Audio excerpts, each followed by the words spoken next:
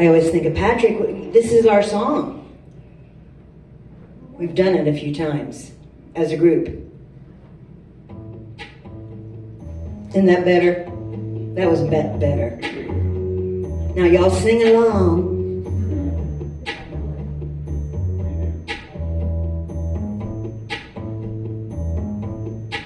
When the night has come and the land is dark and the moon is the only light I see, no, I won't be afraid. No, I won't be afraid. Just as long as you stand by me. Oh yeah, that's when you were supposed to say, darling.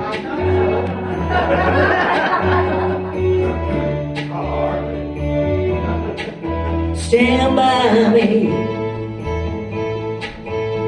If the sky that we look upon should tumble and fall, or the mountains crumble to the sea, I won't cry, no, I won't shed a tear, just as long as you stand by me. Darling, stand by me. Darling, stand by me. We'll stand by me, yeah.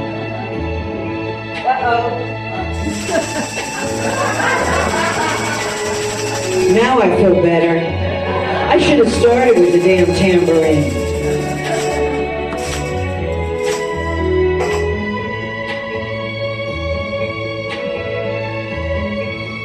Stand by, darling, stand by. Won't you stand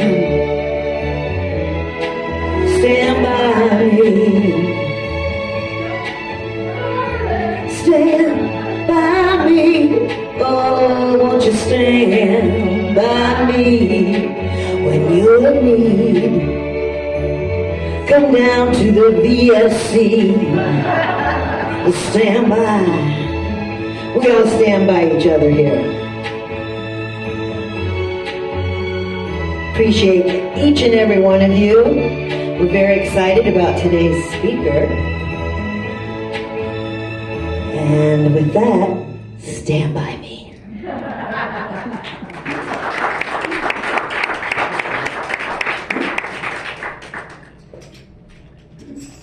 We also have a suggestion box, and if you have anything that you would like to see different or initiated, please put it in the suggestion box and we will present it to the board and discuss it.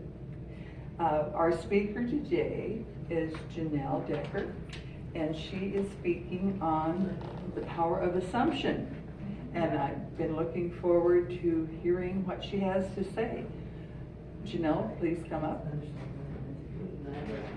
Now, was I close enough to the mic? No. Sign language, everybody. Jenell Decker. All right. Okay. Be sure to use the mic correctly. Does this sound okay? Yeah. Perfect. All right. All right. First, let me just say thank everyone here for such a welcome and opening, wonderful community.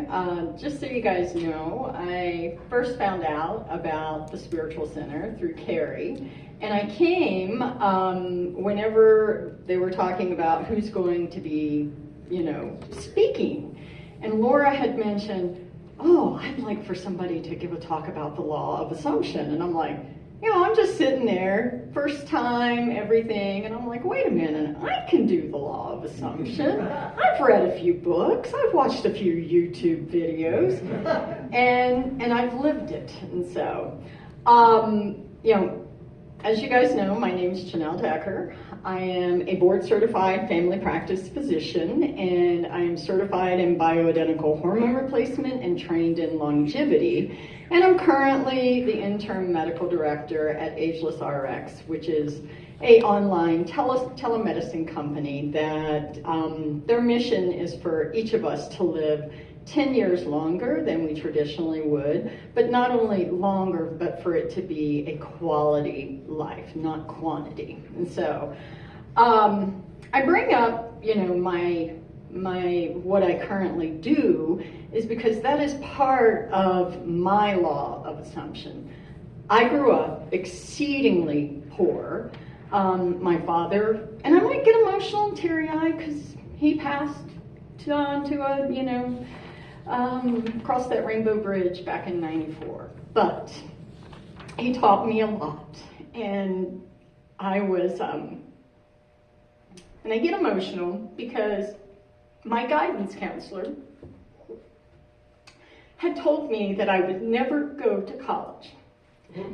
And I went in, because I didn't have the classes that I wanted. I wanted, college prep English.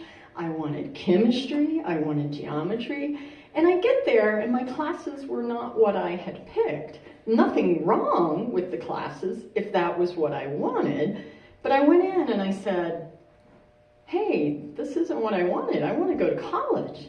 And she's like, well, let's be realistic. You'll never go to college. So I go home and I tell my dad, and I'm like, Miss Scott said I'm never going to go to college, Dad. And his response was, we'll see about that. And so, I was just assuming that I was going to go to college. So he goes down to the principal office the next morning. I'm out waiting in the office area. And he comes back out and he says, you can take whatever course you like. So, that's part of how I started, living the law of assumption. I didn't realize what I was doing. I didn't realize until about 4 years ago about, whenever I learned about the law of assumption. So anyway, so that's part of my story and how, I got up here. Carrie and I met on Facebook as Facebook match. You can also request, look for friends, and I saw that she was in astrology, and I love astrology. Just so you guys know, I'm in the pre-shadows of my second Saturn return, which will be in Aries in the 7th house. So you guys can imagine my board getting wiped clean.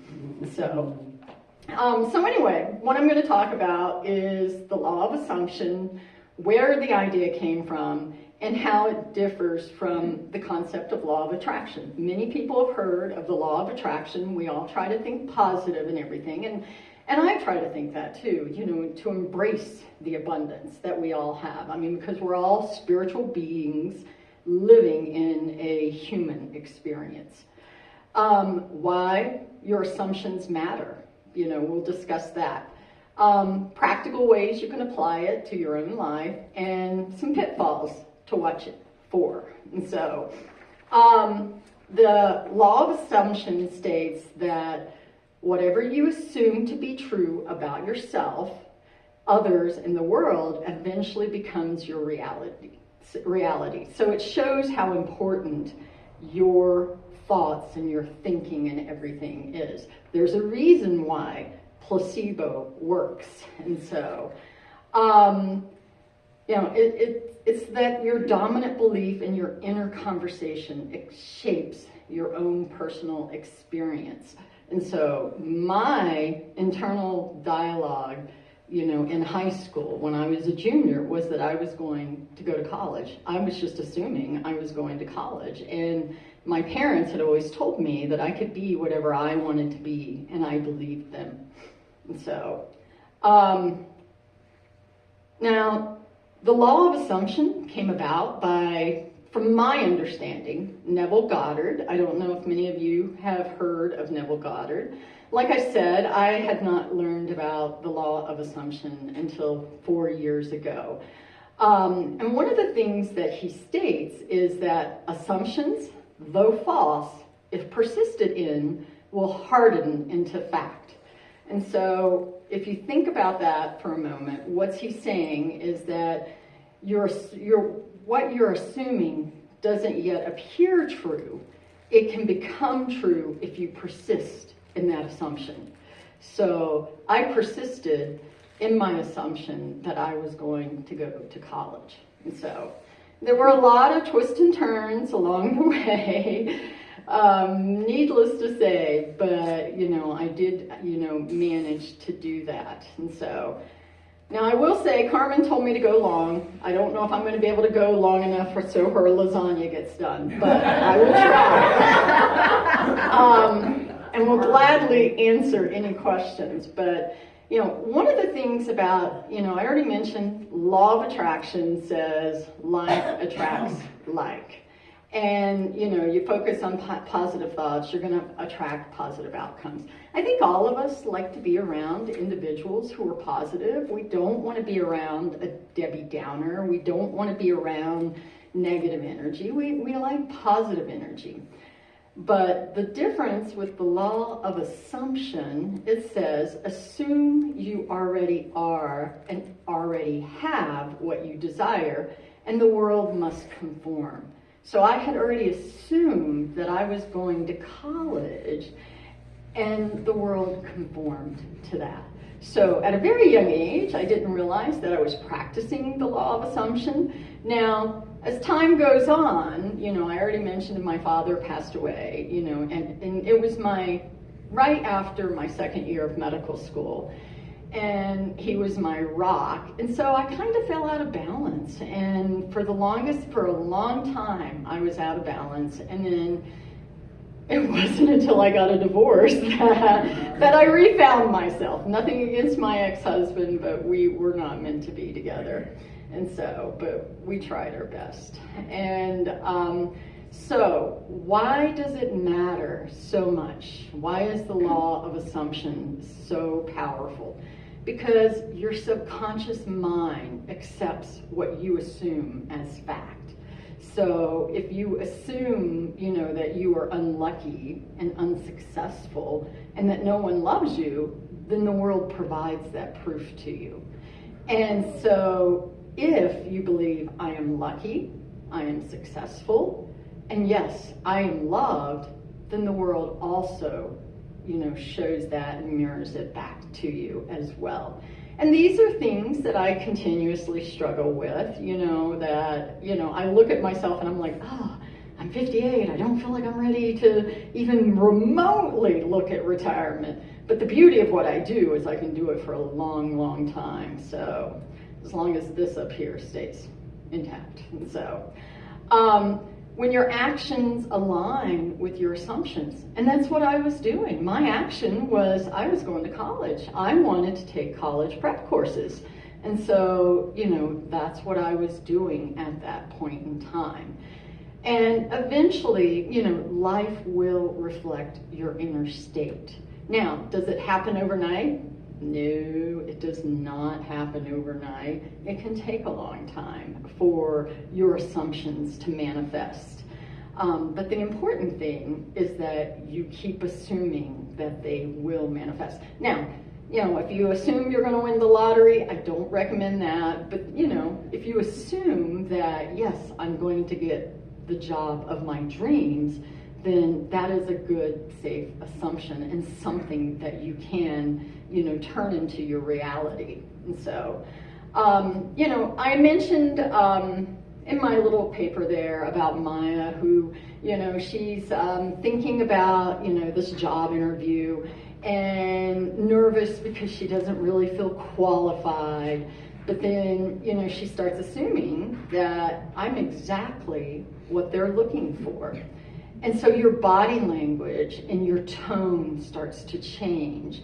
And your frequency. I mean, the law of attraction is about frequency. And so whenever you're thinking, assuming that, your frequency starts to match what you are looking for. And so, You know, and so that's kind of how you can view the law of assumption. And you know, and the other thing, you know, as far as relationships go, if you kind of, you know, believe that people are always untrustworthy, then guess what? That's what life is going to present to you, is people who are untrustworthy. Now, it doesn't mean go out and blindly trust, but, you know, if you think, yeah, there are people out there that are trustworthy, then they will eventually migrate to you. And it's kind of the same thing about health. You know, my own personal health journey, 5 years ago, I weighed 100 pounds more than what I weigh now. My marriage is a testament to how a bad relationship is bad for your health. It creates a lot of inflammation in your body. And I had pretty significant cervical disease, and I wound up having to have 2 neck surgeries. One was a fusion and one was a disc replacement. I myself personally experienced gender bias from my colleagues. I also experienced weight bias from my colleagues. And it wasn't until an orthopedist said, Jenell, you need to leave, go out of here. Nobody's going to listen to you about your neck. And so I did. I went up to Coeur d'Alene and managed to, and I wound up having my 2 surgeries. But the reason why I bring that up is that it's, you know, I kept in my, I was like, and I was gaslighting. I was gaslighting myself, my colleagues were gaslighting myself, but I kept telling to myself, this isn't how I want to feel. I want to feel better. And it took a while. It wasn't easy. And it wasn't until after I had those 2 surgeries that the inflammation started to leave my body, and getting my divorce, you know, that started leaving. And so, you know, the law of assumption can also help with your health. So, you know, that's something to also remember and to think about. Now, you know, the law of assumption, it's like, what are your current assumptions about yourself? I mean, do you look in the mirror and think, I am a good person? You know, I am deserving and worthy of love. I am deserving and worthy of respect. I mean, those are important things that you think of, because we all have that inner talk that goes on in our mind. And so, you know, it's important to you know, check your inner voice. And so, you know, and think, are these assumptions helping me? Is my thought helping me? And so, you know, and anybody who knows me, they know I can beat myself up. You know, I am probably my hardest, worst critic. You know, I finally realized it's because my Mars is in the 1st house and retrograde, and Carrie, you know, told me, it's like, oh, you internalize all that. And I'm like, oh my God, you're so right. And part of the reason why I started looking at astrology, honestly, was just to help me understand myself a little bit better. And so, you know, if your assumption is, I am a horrible person because of X, Y, and Z, you know, the one thing that you can do is you can, you know, change that assumption that, no, I am not. I mean, you know, in today's psychology, you know, they kind of, you know, they want you to fact check. So, you know, it's basically fact checking your inner dialogue. And so, you know, I mean, you know, I had to, you know, in my marriage, I was, you know, I put myself through college. I had a tremendous amount of school loans. And, you know, my marriage, I did not, at the end, you know, financially, not very, I say divorce poor is how I wound up. And so a lot of times I would beat myself up because of, it's like, oh my gosh, I'm in my 50s and I have nothing. saved. And then I start looking and I'm like, well, wait a minute, you know, all of this that is around me, it's because of me.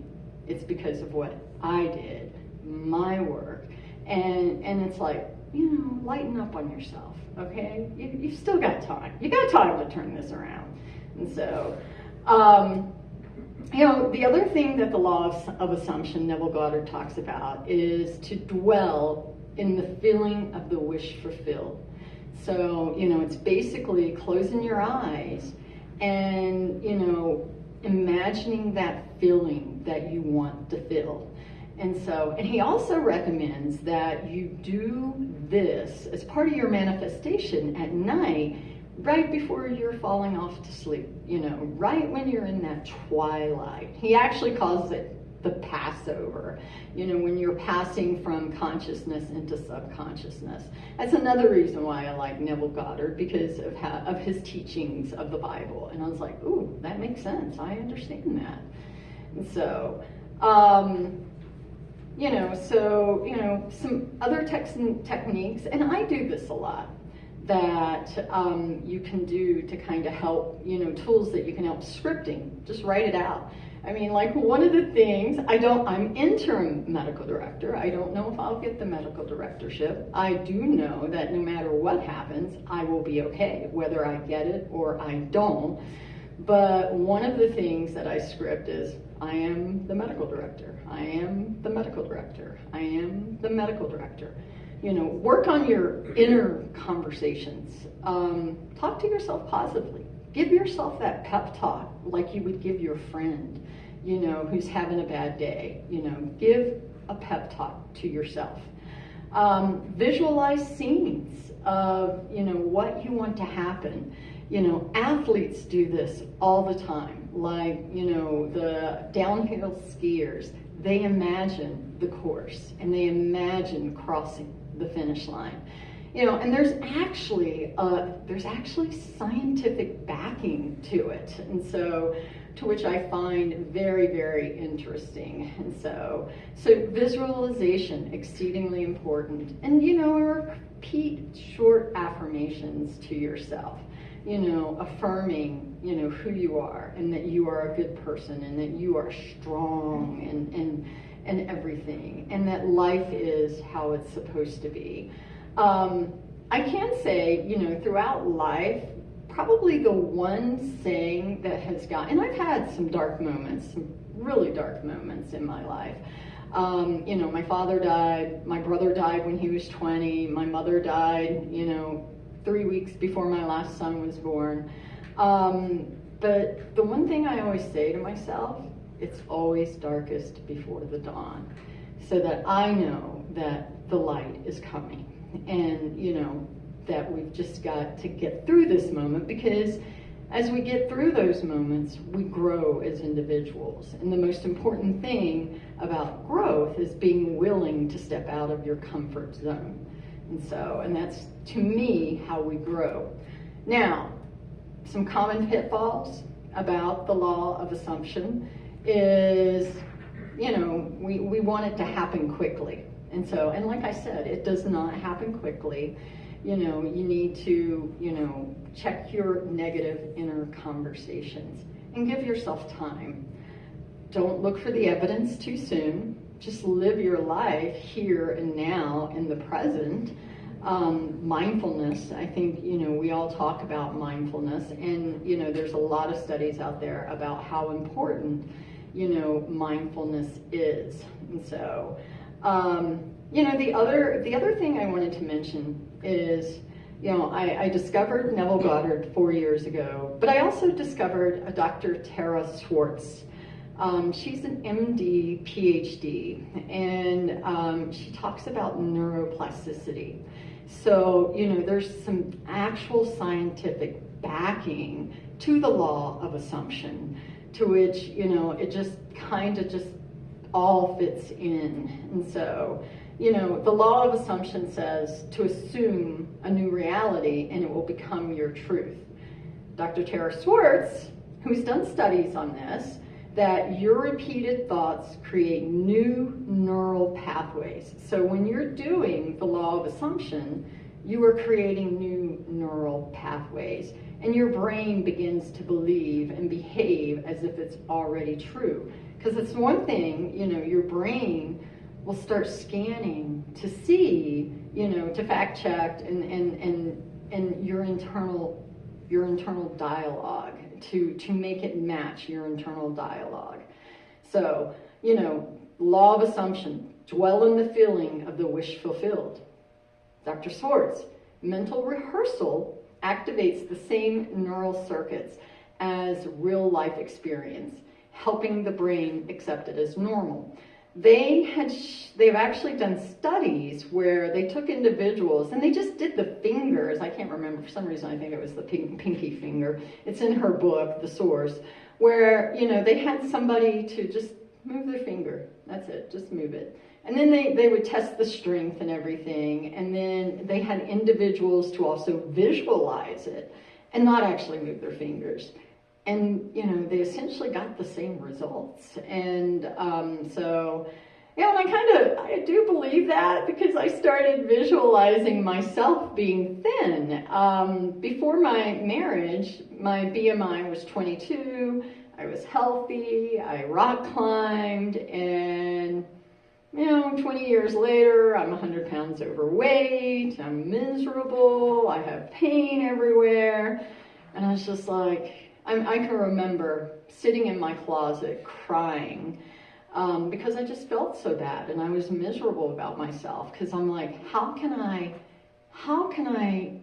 talk to a patient about their lifestyle if I'm not practicing what I preach?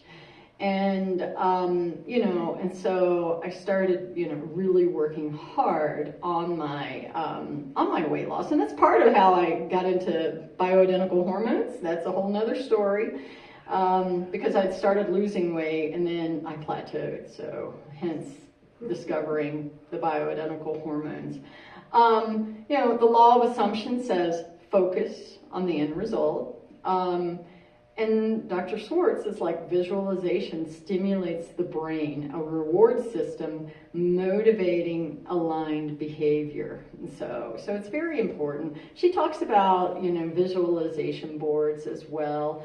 And I think somewhere around here somebody had mentioned, some of that, and which is, I have one in my bedroom, and with positive sayings, and I do need to update it. I need to put a picture of a family, so I don't know whose family, but somebody's family, so that, I can manifest more of a family. And, persist, the law of assumption, persist regardless of external proof. So, my external proof was that I was never going to go to college. That's what my guidance counselor told me. But my father told me differently, and my mother, but then I internalized and I believed what they said over the guidance counselor. The subconscious takes time to rewire, and consistency is key in that change. Dr. Neville Goddard, he says, remind you that assumptions, though false, if persisted in, will harden into fact. And science points to the same thing in the same way. So, the most important thing is that we operate in our power of our life, There's a lot of good sayings out there, and of course I'm drawing a blank on them,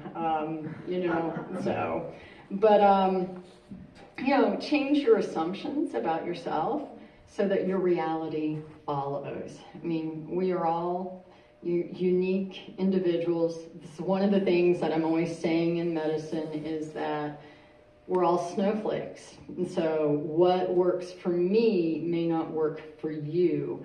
And it's kind of like diets and everything. It's like, what diet works for me may not work for you. So just remember, we're all snowflakes. And so what works for each individual will be different and separate.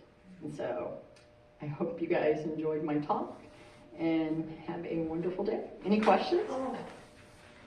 I love your talk. Thank you. Everything about it, the assumption of what we believe hardens into, whether it's good or bad.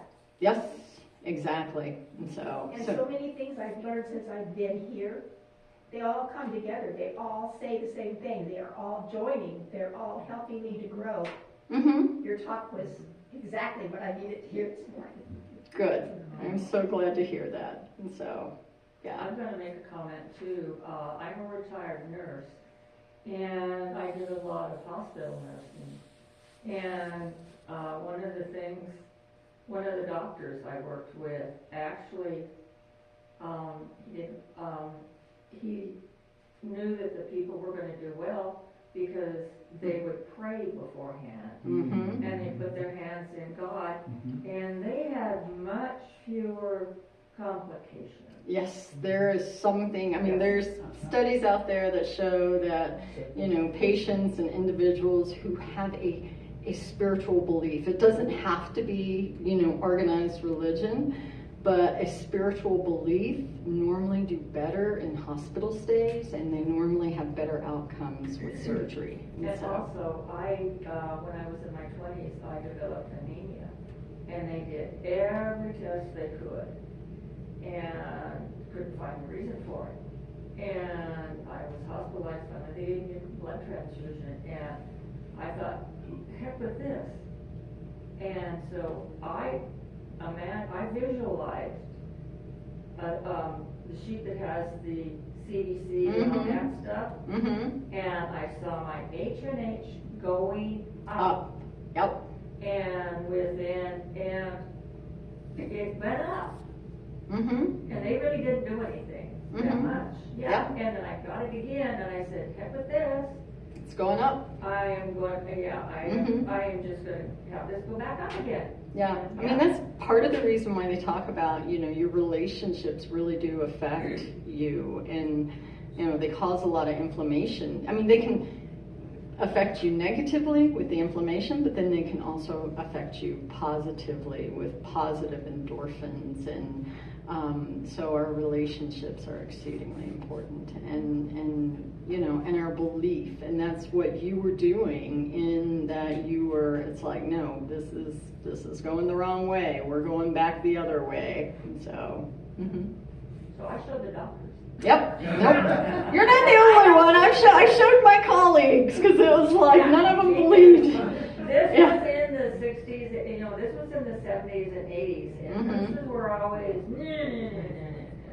Yeah. I'm not going to listen to you. No, fine. Yeah. Well, there's still a lot of that out there because I myself, I do not like saying to a patient, they're feeling bad, they're tired, they're fatigued, and I don't like, saying, well, you're getting older, what do you expect? And that's kind of how I got into BHRT, bioidentical hormone replacement therapy, in that I was losing weight. I had lost 30 pounds, and I was like, what's going on? I plateaued. I couldn't lose anymore. I'm like, I'm doing everything I tell my patients. I'm exercising. I'm eating right, but I can't lose any more weight. And then it goes, ding, ding, ding, ding. You're perimenopause. It's your hormones. And, I got on the hormones, and I definitely lost more weight and everything, so. Yes. I just went through, I almost died a couple of years ago, and I went through, new diet, I had diabetes and everything, and I plateaued. And I sat there for about a year, and I kept thinking, well, I'm doing all the right things, but I'm still doing the exact same thing. Yep. I turned around, I changed my exercise, changed my food, dropped it. Yeah, I mean, it's because we're all snowflakes. I mean, Because so. you get stuck. Yeah. I mean, and you've got to take a look and say, hey, if this isn't working, there's a reason. And we need to look elsewhere. I can maintain at this rate, but I need to change something, and it immediately. Yeah, definitely. And so I think a lot of us have, already walked and lived the law of assumption and how powerful it is. And so, and I definitely do. There's definitely Neville Goddard podcasts out there. You can get a bunch of Audible books from Neville Goddard. I actually listed, my references and everything. So, are we ready? Well, thank you so much. We appreciate you.